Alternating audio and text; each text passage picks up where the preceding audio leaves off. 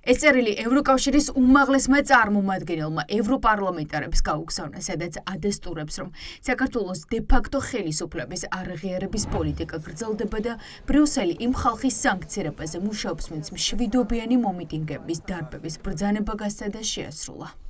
2024 წლის 16 დეკემბრის საგარეო ურთიერთობათა საბჭოზე უმაღლესმა წარმომადგენელმა ვიცე-პრეზიდენტმა შესთავაზა სანქციების დაწესება საქართველოს იმ მოქალაქეების მიმართ, რომლებიც პასუხისმგებელნი არიან, ჩართულნი ან ასოცირდებიან ადამიანის უფლებების სერიოზულ დარღვევებთან, ადამიანის უფლებათა გლობალური სანქციების რეჟიმის პირობებში. მიუხედავად იმისა, რომ ჯერ ვერ მოხერხდა ყველა წევრი სახელმწიფოს მიერ შეთანხმების მიღწევა, დისკუსიები გრძელდება. ევროკავშირი მოუწოდებს საქართველოს ხელისუფლებას ეძებოს გამოსავალი არსებული კრიზისიდან ყველა პოლიტიკურ ძალასთან და სამოქალაქო საზოგადოების წარმომადგენლებთან დიალოგის უზრუნველყოფით, ხოლო ნდობის აღდგენის ყველა ვარიანტი უნდა იყოს შესწავლილი.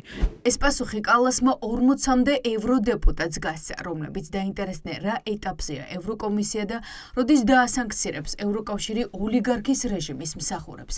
წერილში კაია კალასი მათ პასუხობს, რომ ევროკავშირი მოუწოდებს საქართველოს ხელისუფლებას ეძებოს გამოსავალი არსებული კრიზისიდან ყველა პოლიტიკურ ძალასთან და სამოქალაქო საზოგადოების წარმომადგენლებთან დიალოგი დაიწყოს. რაც შეეხება არაღიარების პოლიტიკას, აქ ნათლად ევროკავშირი პასუხობს რას, რომ საქართველოს მთავრობამ უნდა მოახერხოს როგორმე და გასცეს პასუხი საქართველოს დემოკრატიული ძალების მოთხოვნებს. ეს არაპირდაპირად წერია, მაგრამ ნიშნავს რას, რომ საქართველოს მთავრობამ უნდა მოусმინოს ქართულ ხალხს, დანიშნოს არჩევნები და გაუშვას პოლიტიკური პარტიები. ამის გარეშე ევროკავშირი თვლის, რომ საქართველო არ არის ის ქვეყანა, სადაც მისი დე-ფაქტო ხელისუფლება აღიარებული იქნება. ბრიუსელი აგრძელებს მუშაობას ბიძინა ივანიშვილის და მისი უახლოესი გარემოცვის სანქცირებაზე. უნგრეთის და სლოვაკეთის ამჟამინდელი წინააღმდეგობა არ ნიშნავს იმას, რომ ევროკავშირი გაჩერებას აპირებს. პირიქით, კალასმა დაადასტურა, რომ პრორუს ლიდერებთან მუშაობა ყოველდღე გრძელდება. რათა ივანიშვილის ერთადერთი მოკავშირე ორბანი დაარწმუნონ, რომ ევროკავშირის 25 ქვეყნის გადაწყვეტილებას არ უნდა შეეწინააღმდეგოს.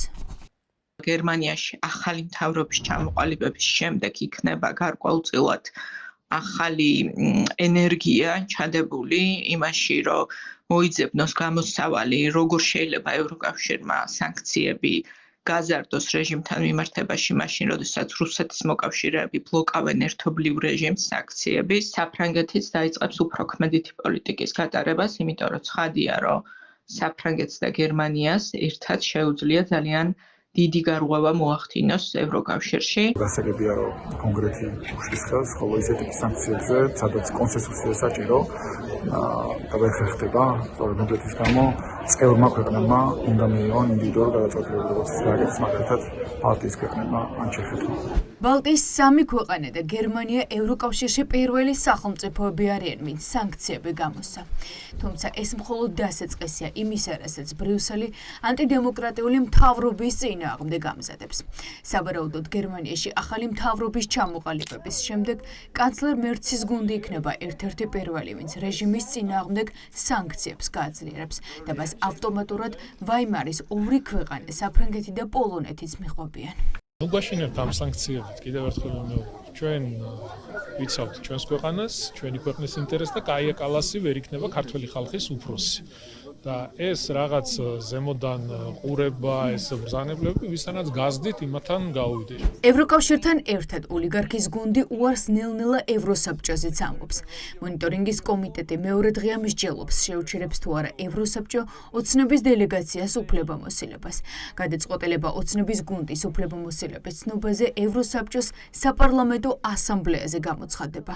იმ დროს, როცა რეჟიმის რეპრესიულ და ძალადობრივ პოლიტიკაზე დეპუტატები დებატებს გამართავენ და რეზოლუციასაც დაამტკიცებენ. ეს ვითარება მიუღებელია, რადგან იყო ევროსაბჭოს წევრი, ნიშნავს იღებდა მონაწილეობას ევროსაბჭოს ყველა ორგანოს მუშაობაში. არ არის შენს ნებაზე, რომელ ორგანოში იმუშაო და რომელში არა.